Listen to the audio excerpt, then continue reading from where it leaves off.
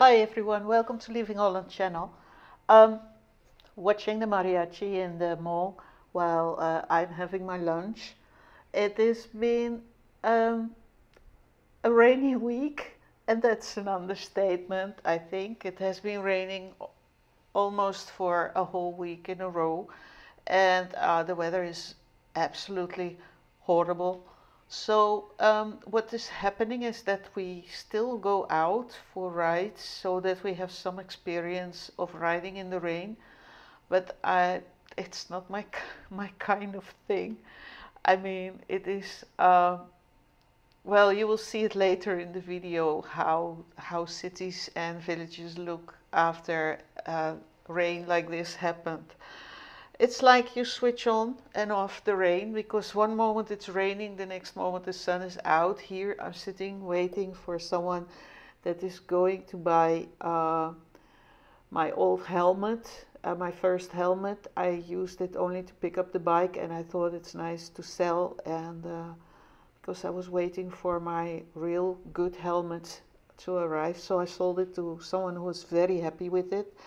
Like I said, we did a day trip, and I speeded up all the routes and the rides and picked out the fun parts that are very, very interesting to see. As you can see, nature is blooming. I mean, everything is green and luscious, and the fire trees are blooming orange, bright orange, and there are butterflies everywhere, but also clouds. Look at this. I mean, we were heading to Valladolid to go to a bee farm, and Valladolid is where that horrible cloud is. So we were not really looking forward to that, but we were hoping that we would get there before the rain starts. But as you can see on the lens of the camera, it started, we could feel drops coming down, and in the distance, you cannot see that here, but in the distance there's just this mist, this fog of rain. We just kind of had to decide what to do because we didn't want to arrive wet. We still had a whole day to go, and but there's still sun, as you can see. So it's rain, sun, rain, sun. You're not sure what is going to happen. But finally, we decided that we had no clue where this rain was going. Time to seek shelter and wait for a while until it gets dry, because it was getting too much. And we made a wise decision, because when we arrived in Valladolid, the sky was blue again, but look at the streets and look at the amount of water we faced. Some parts of the city were really, really flooded, and this is not the city center. This is actually a small part just at the suburbs of Valladolid, and the city center actually looked pretty nice. But this here, we really, and because you don't know the streets, you know, you have no idea where the potholes are. And what we saw along the routes was that the roads deteriorate very fast with these torrential rains. We drove roads that usually are perfect, and now they had these huge potholes, and you don't know if it's just a puddle or a pothole, and potholes here go deep. They're like 20-25 centimeters deep, and that's dangerous. I mean, if you hit that full speed, that can do something really crazy with you and your bike. So because you don't know where the potholes are, you drive kind of careful. Also, some of the roads are made of concrete, and that's very slippery in the rain, so you really have to be aware of how the motorbike behaves. And this, for me, this was the first time, well, no, actually it was the second time I drove in the rain, but the first time was in Cancun, very close to home, and not much happened. But this is a city you don't know.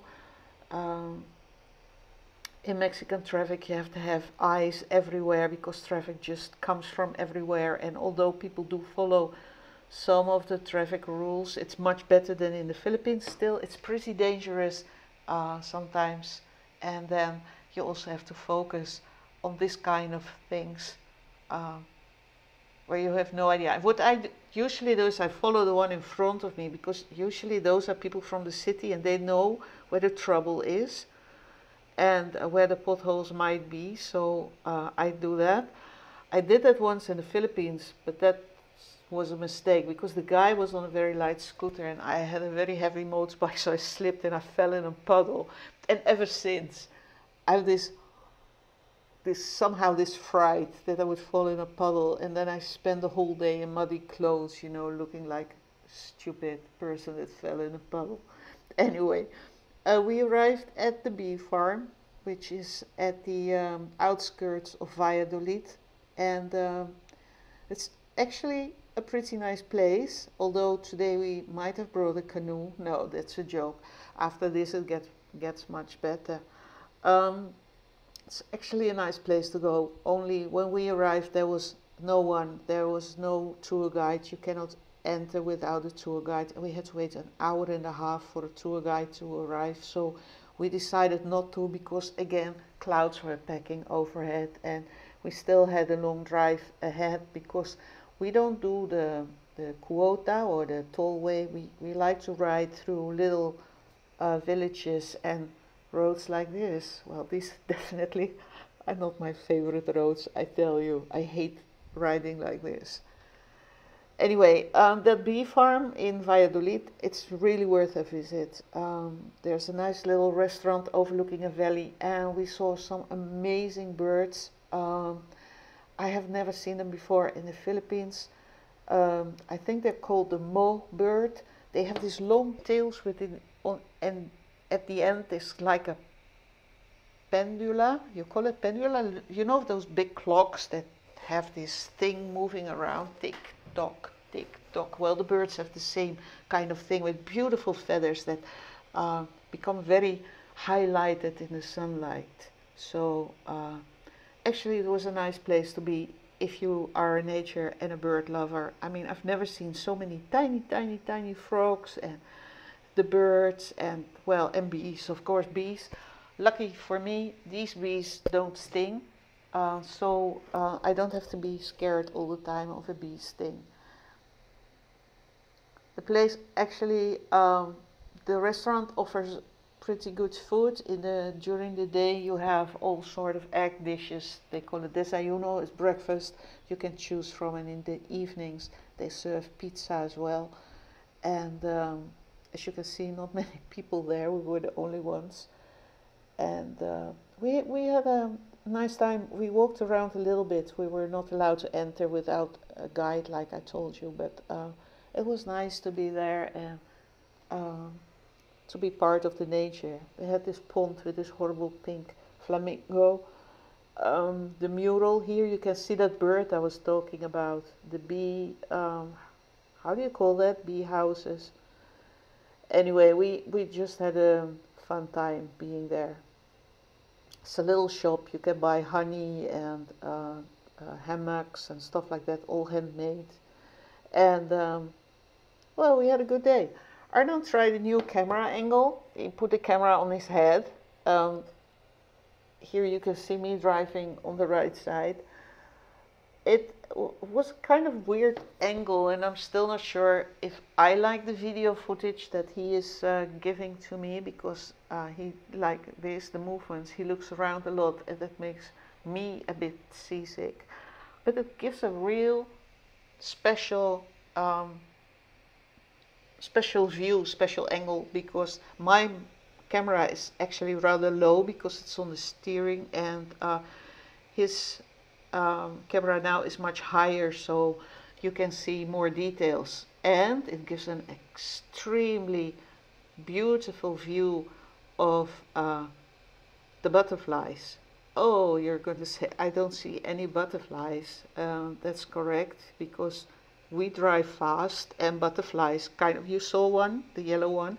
This was the yellow butterfly day. Sometimes you have all black or orange. Today was yellow.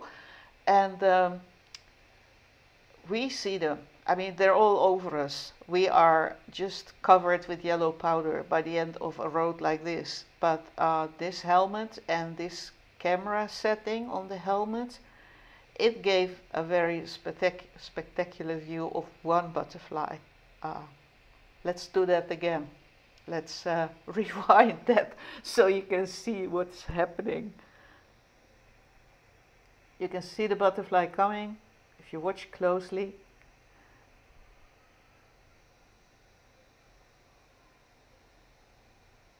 And there he is on the camera, splash, and he leaves this ugly yellow mark, and that's all over us, and we have to clean that. So Valladolid Center after the bee farm was dried up again. I always love riding in Valladolid. It's such a beautiful, picturesque little village, city. I think it's a city with all these colored houses, and the streets look really, really nice, especially when you come from Cancun to this. This is, for me, this represents the real Mexico. Anyway, we decided to take the challenge and not go straight home. The sky looked nice and blue, and we decided to take the route as we planned it, and go through some little villages and pueblos and ride a long way around and going back through Leona Vicario in Cancun in the end. It was a bit of a gamble because you never know, but because in Valladolid we only saw this, what you see here, blue sky and a few fluffy clouds. It didn't look very dramatic, so we just decided to go for it. We passed through areas where there has been obviously a lot of rain. I love riding like this because, did you see the church just a little back there? I mean, these villages are amazing, and I always say we should stop more often, but we always forget that when we're riding. I mean, it's like, oh, look at the church, and then traffic happens and kind of forget to stop. Here we take a detour because we thought that we could go around a very, very, very dark sky, and we thought if we take this road, then maybe, but it wasn't on the map, and we just gambled. We figured it was going that way. What we didn't realize was that it would take us a long way out of where people live, like where we would have an opportunity to take some shelter of the rain. So finally, after driving and driving and driving and not sure where this road would end, because I mean it wasn't on the map, so we just took it and we kind of figured, okay, it's going in the right direction, so probably it's going in the direction of the road where we can continue.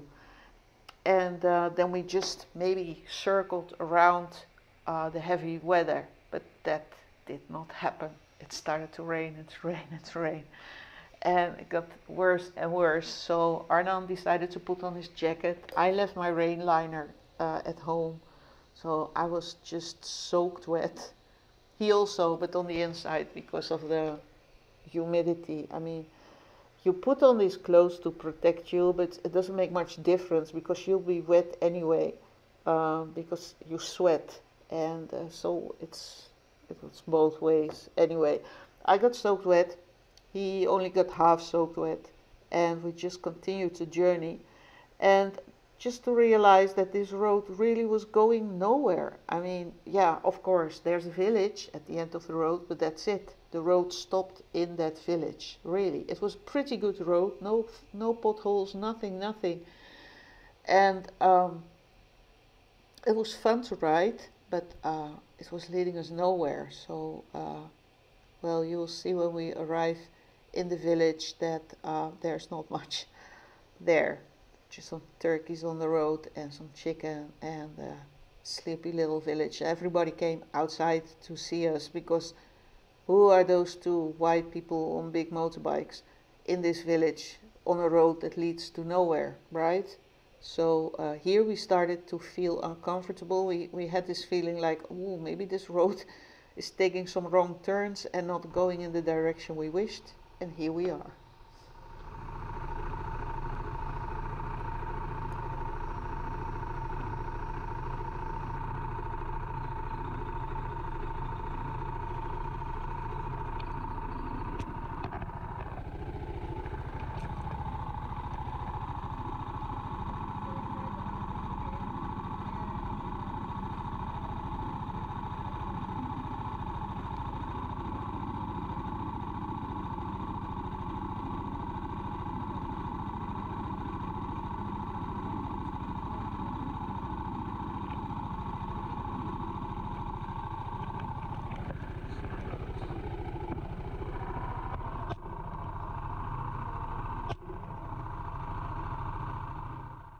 So that was utterly stupid. I really have to switch off the engine and take off my helmet when I talk to you. Otherwise you can't hear me. We drove all the way back and we saw some people in the front of houses laugh, and I guess they already knew that we took a road leading us to nowhere. But look what we encountered on another road. Every time outside the village there's these garbage heaps. People just throw their trash out just outside the village, and there's always vultures. And they just roam around, pick around in the garbage, finding bits to eat. And this actually on the road, that is a dead vulture. It probably got hit by a car. It kind of fascinates me. I mean, I don't like the garbage when we pass. We always know when there's a village coming because there's huge garbage piles. But the vultures that are there and eating it, it was kind of fascinates me. I mean, I only saw, look at that amazing church, by the way. Isn't that beautiful?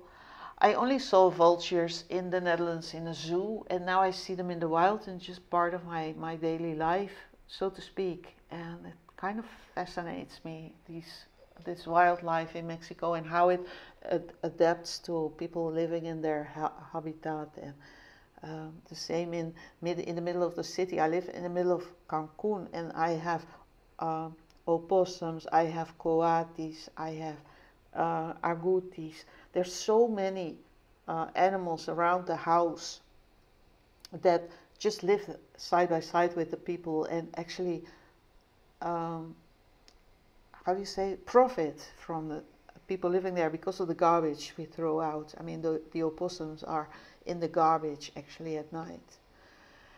There's these roads in Mexico that go from wide to smaller and smaller and smaller, and the moment you think they can't go any smaller, trust me, they can get smaller again. And some of them are a lot overgrown with jungle, like this one is. It's hardly space for oncoming traffic. And we will be riding on our road trips. You probably heard about it if you watch videos on this channel before that. We are planning a road trip from Cancun to La Paz. We will be driving from Pueblo to Pueblo, which is also our hashtag, from Pueblo to Pueblo. And we will be doing over 5,000 kilometers, going all the way through Mexico from one side to the other. And we will be riding roads like this. And these are roads that are not visited by many tourists. So it will be a very exciting journey to really go deep into Mexico and avoid the highways and the tollways wherever we can, and meet the culture and the people and the genuine Mexican life, because that's what we're really longing for after living 2 years in a tourist area like Playa del Carmen or Cancun. So I'm very excited about this trip actually, and I hope that we have roads like this. Because in Yucatan and Quintana Roo, most of the roads are straight, and you can see very far ahead, and there's nothing happening. It's just mile after mile after mile of this. And only this special little road is different because it has curves and goes up and down. It has this wee feeling when you go down, and you really feel it in your stomach. The camera doesn't show depth very well, but trust me, there are these little hills, and when you're on top and you go down, you have this feeling in your stomach like you have at the summer fair, you know, when you're in a ride, it's fun, and there's these twists and turns and bends, and this actually is such a fun road to ride. Every time when we are in the area, we try to do this road. No matter if we're coming or going, it's always fun to do, because it makes you an active rider. If you are on the straight roads in Quintana Roo, you almost fall asleep, you know. It's sometimes I find it that I really need to focus, like, okay, keep your mind to the traffic, because nothing is happening. Of course there's oncoming traffic and traffic overtaking, but that's about it. I mean, and sometimes it's not even like that, because as you can see on many of these roads, and if you've seen videos before, sometimes we're the only ones. There's no one for hours. And it can become very dull if you ride long stretches and nothing happens. So a road like this with all these twists and turns and an excellent pavement also, because there are no potholes, nothing. It's just a perfect little stretch of road that is so much fun to ride and gives so much joy. I mean, we talk to each other through the Senna, and we have this, especially Arnon can do that very specially. He's in front, he says, there we go, wee, and it makes us happy. It makes us very happy to ride this road, and I hope that our road trip through Mexico, once we leave the Yucatan Peninsula, will be more like this. Will be roads that have curves and bends and go up and down, and I'm sure there are, and I'm sure there will be much steeper roads like this that will be a real challenge. And what I am looking forward to is to discover that kind of motorcycle riding in Mexico and see how I'm doing that. I mean, who would have thought that when I left the Netherlands at the age of 54 that I would get my driver's license for a motorbike and I would ride a motorbike through foreign countries. So if you're just as excited as I am about this trip, do subscribe to the channel and follow us on social media. We do have some Twitter, and you can follow us on the websites leavingholland.com, that's in Dutch, and floatingcoconut.net, which is in English. And we will be posting updates, photos, stuff like that, so you can be part of our ride through Mexico from Cancun to La Paz, from pueblo to pueblo, over 5,000 kilometers from one side of the country to the other side of the country. And I'm so looking forward. We'll be leaving pretty soon. All these rides we do now, of course, we ride them for fun and to explore, but they're also test rides. Like I probably already mentioned before, it's to see how many kilometers can we do on a gasoline tank. How do the bikes, how are the bikes? How do we cope on these bikes if you ride like 8 hours or we do 400 kilometers? What are our limits? What are the limitations of the bikes, and where are the bikes at the best performance? And riding in rain like we did on this ride to Valladolid, to the bee farm, it adds to our experience and it makes us more aware of how we ride through Mexico and what to expect on the roads, on the road later on when we start this huge adventure. Well, I'm on my way home, back to Cancun, back to boring life. This is the road to Leona Vicario, from Leona Vicario to Cancun. Sometimes when you ride a road, it's like this, it's boring, nothing happens, it's dull, it's like I said, it's a long stretch, it just continues mile after mile after mile. And then all of a sudden something catches your attention in the distance. I mean, what's that smoke? I know this area is prone for forest fires, but on a rainy day, it's probably somebody burning down a lamp, or, considering the smell, probably garbage. Horrible, isn't it?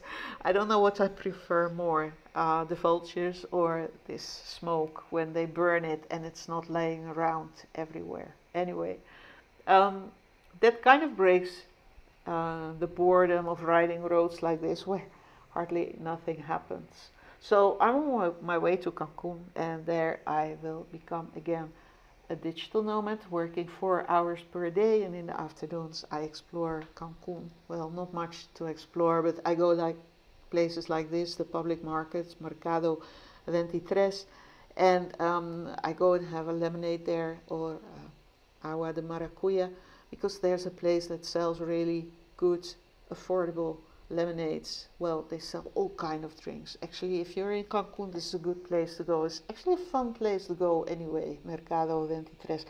Much more exciting than Mercado 28, the 28 market, which is really a tourist grab. This is where the Mexicans go, and this is where you can buy your fruit and food and stuff like that, and your drinks. Sometimes we do a little ride in between. We go to Playa del Carmen for lunch, and we watched the seaweed problem in Playa del Carmen, which is really excessive at the moment. And I made a video about that. You can find it on the channel as well.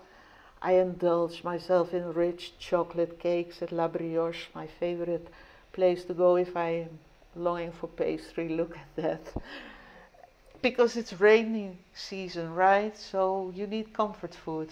Do I need an excuse to eat a cake like that? No, I don't, but it's rainy season, so it's time for comfort food. Thank you for watching. I hope you enjoyed this video, and I hope you will subscribe to the channel so that you get a notification. If you hit that little bell sign, you get a notification whenever I upload a video. And thank you for watching. I hope to see you next time on Living Holland channel, and I hope you join us. Bye bye.